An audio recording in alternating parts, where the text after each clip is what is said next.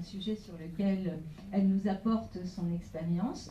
Philippe Mouricou, qui est également conseiller d'arrondissement, et lui c'est un chercheur aussi, d'ailleurs comme toi Claude, hein, voilà, et Véronique aussi, mais on a des intellectuels, hein, donc voilà, Philippe est enseignant dans le supérieur, et Véronique Sandoval, qui est élue du Front de Gauche sur notre liste depuis 2001 d'ailleurs, et avec laquelle on a aussi plaisir à travailler. Voilà, et Véronique est très présente aussi sur toutes les questions liées au logement, toutes les questions de solidarité qui lui sont chères.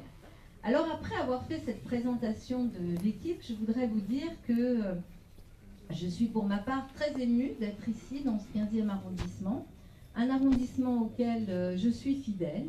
C'est ma terre d'élection, c'est là que je vis, et je continuerai à être dans cet arrondissement. Je sais que parfois vous entendrez des bruits disant que je ne me présenterai plus ici. Sachez que ça fait 10 ans que ça dure, hein, les bruits disant que je ne me présenterai plus ici, mais je continuerai à me présenter dans le 15e arrondissement. C'est mon arrondissement de prédilection, parce que c'est là que je vis, c'est là que j'ai ma vie citoyenne, c'est là que j'ai mes amis, c'est là que je milite aussi avec toutes celles et ceux qui sont dans cette salle. C'est là aussi que j'ai plaisir à faire avancer nos idées, certes sur un territoire qui n'est pas facile pour nous, élus progressistes, mais quand je vois le nombre que vous êtes ici, eh bien je me dis que vraiment on progresse, on avance, et je voudrais vraiment remercier tous les représentants d'associations, les militants d'associations, les directeurs d'école, les représentants des différentes institutions du 15e, de la confiance et de l'amitié qu'ils nous font en étant ici ce soir. Donc ce 15e, oui, on peut les applaudir parce que...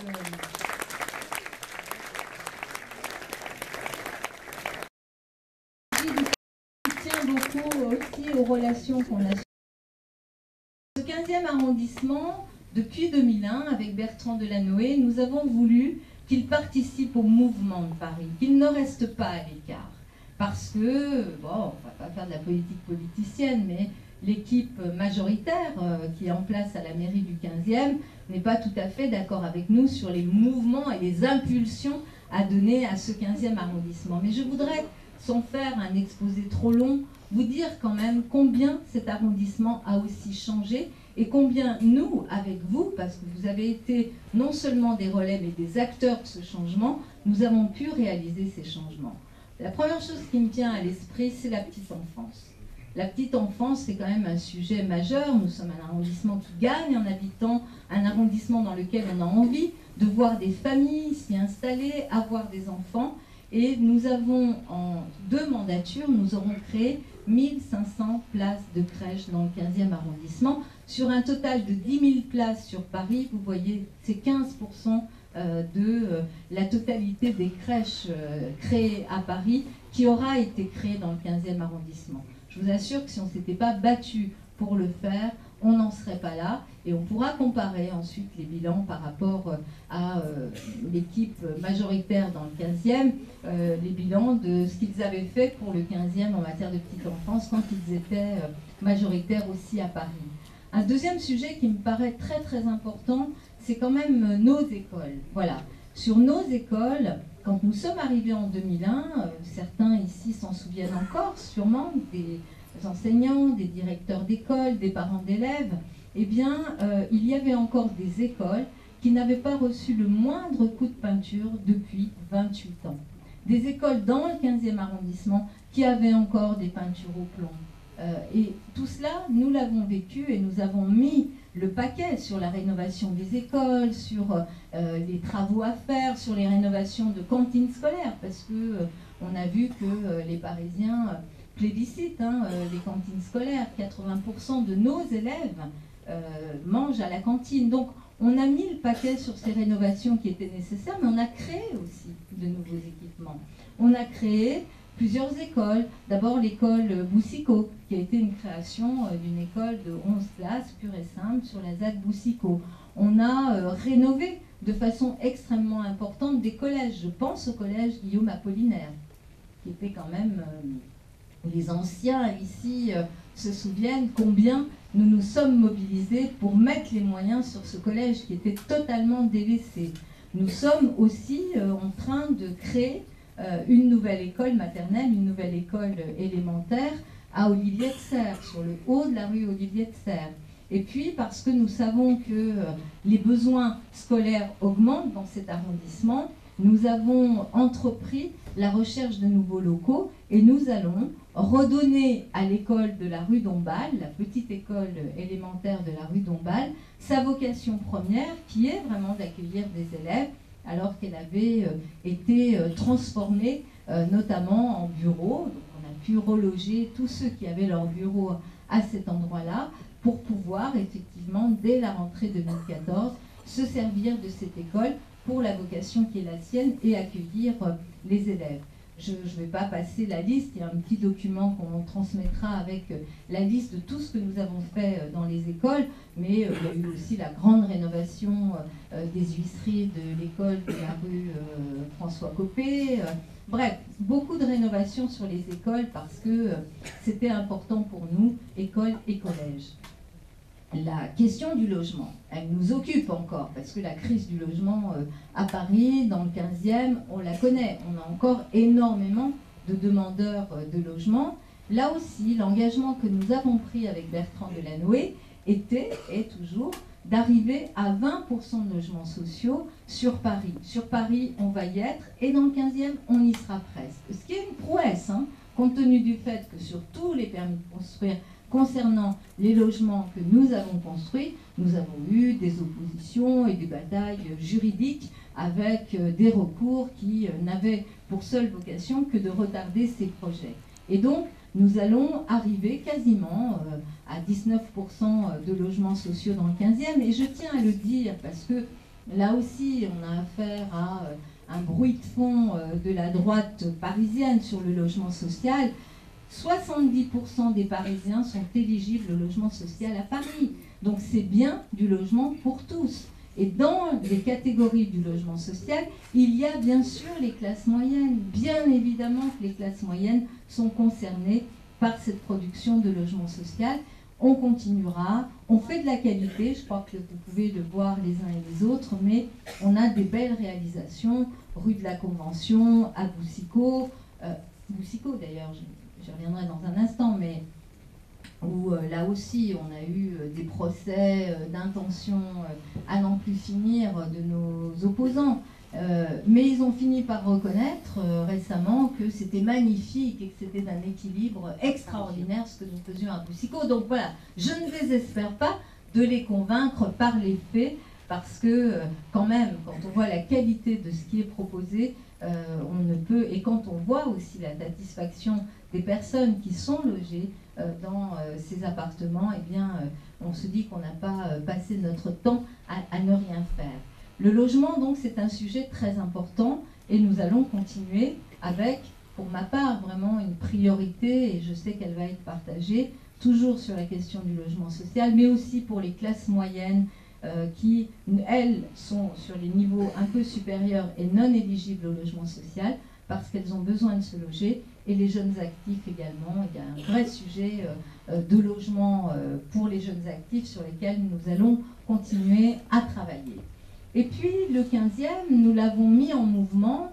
Je disais que Claude porte les grandes opérations d'aménagement de l'arrondissement, Boucicaut, Convention, Lourmel-l'Église, beaucoup d'autres opérations qui sont en cours, avec toujours cette volonté que nous avons, qui est que lorsque nous construisons du logement, il faut aussi les équipements qui vont avec, donc les écoles, les crèches, les jardins, parce que le logement ne suffit pas à lui-même, il faut qu'il y ait une qualité de vie. Cette qualité de vie passe aussi par la façon dont on aménage les services qui sont utiles et même indispensables à la population. Dans ces grandes opérations d'aménagement, il y a Beaugrenelle.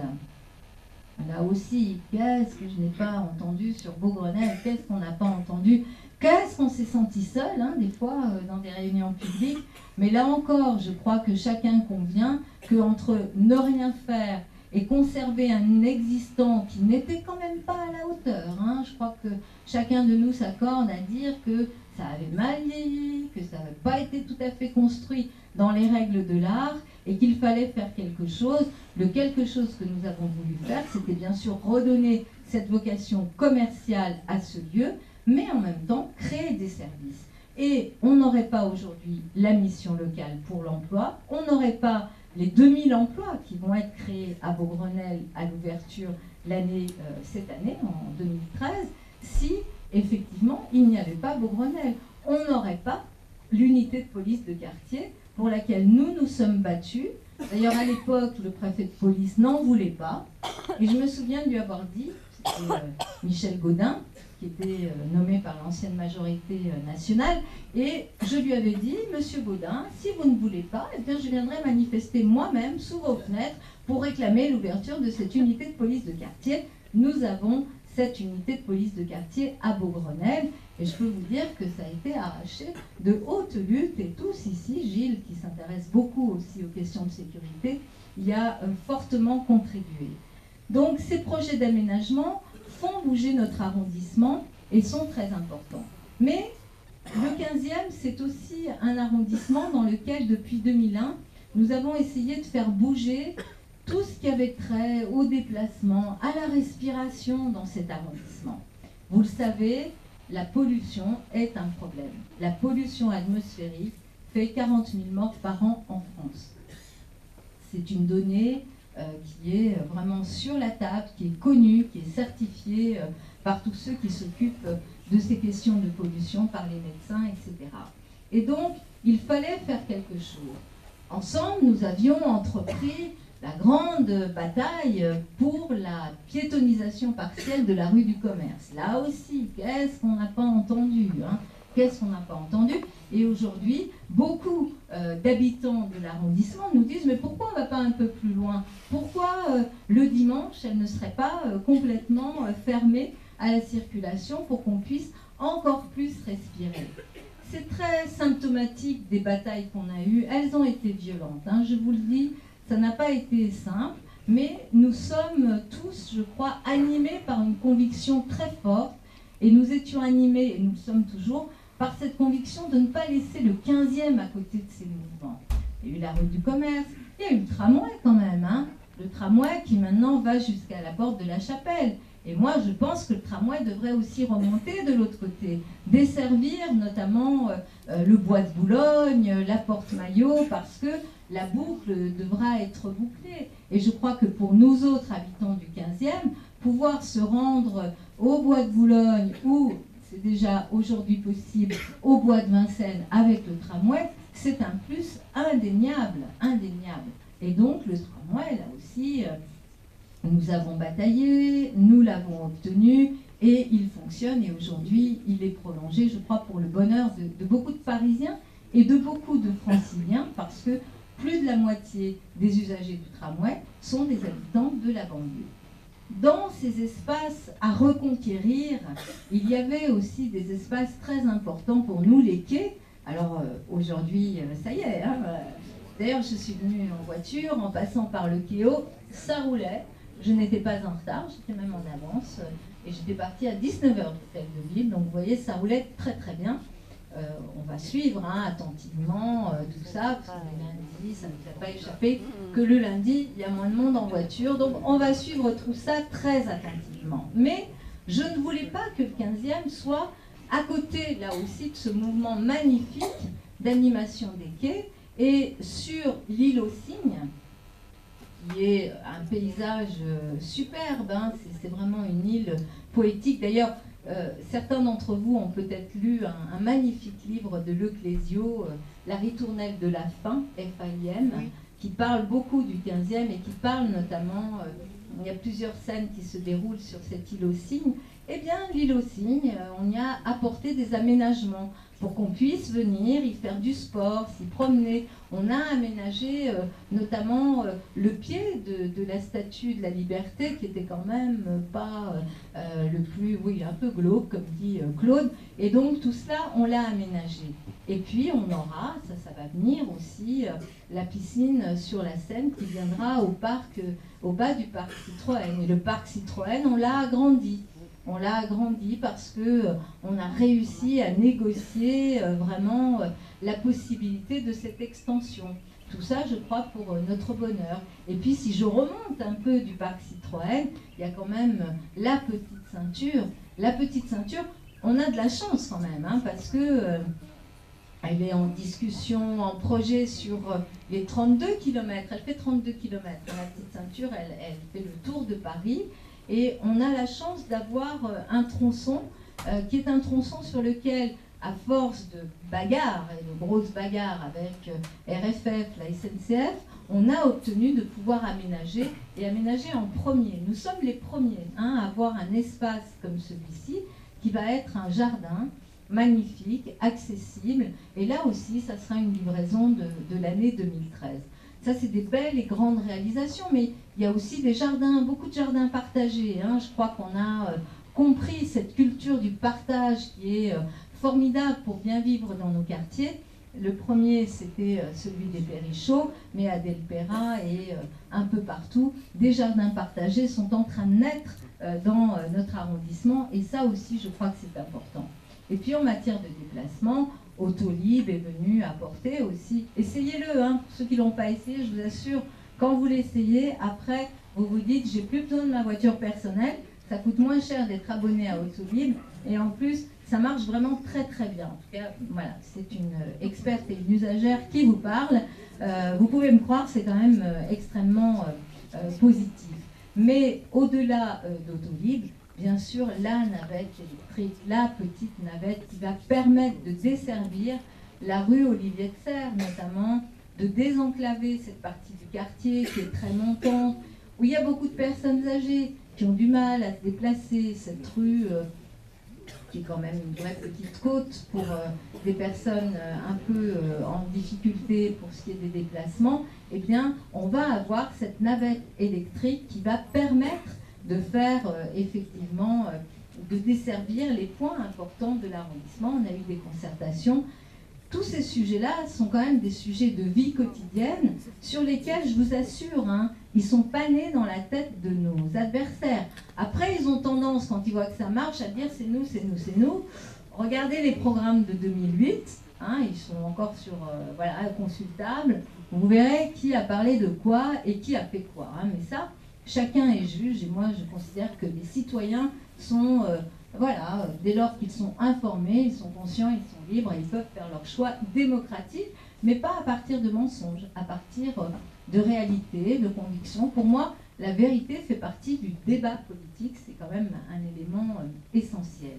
Et puis, je pense que le 15e, c'est aussi la question de la santé. On a la chance d'avoir des grands hôpitaux, l'hôpital Georges Pompidou, dont tu es la présidente du conseil de surveillance. On a également Necker, sur lequel on s'est là aussi battu. Et combien on s'est battu. Je voudrais remercier Cécile Rançon qui nous avait beaucoup aidés dès la première mandature. Et c'était pas facile, hein, parce qu'il y avait une grande partie de la majorité à laquelle elle appartenait, qui n'était pas la nôtre, qui était contre ce projet. Et je me souviens quand même que certains étaient prêts à considérer que parce qu'un certain nombre de bâtiments avaient selon eux un cachet patrimonial, ce qui n'était pas du tout l'avis de l'architecte des bâtiments de France quand même, qui en général est plutôt beaucoup plus engagé sur ce sujet-là que nous-mêmes, eh bien qu'il ne fallait pas faire cet hôpital.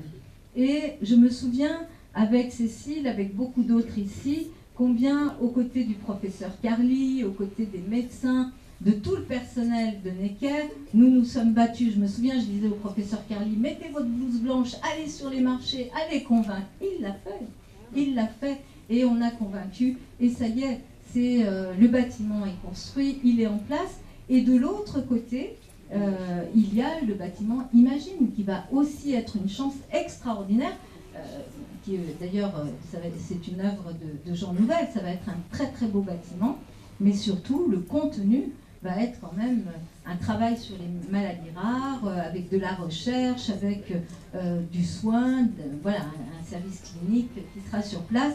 Et je voulais quand même parler de ces sujets-là parce que nous y sommes aussi un peu pour quelque chose, cette équipe-là. Et puis, je ne veux pas faire une liste à la Prévert, mais quand même, la culture. La culture dans le 15e, je me souviens...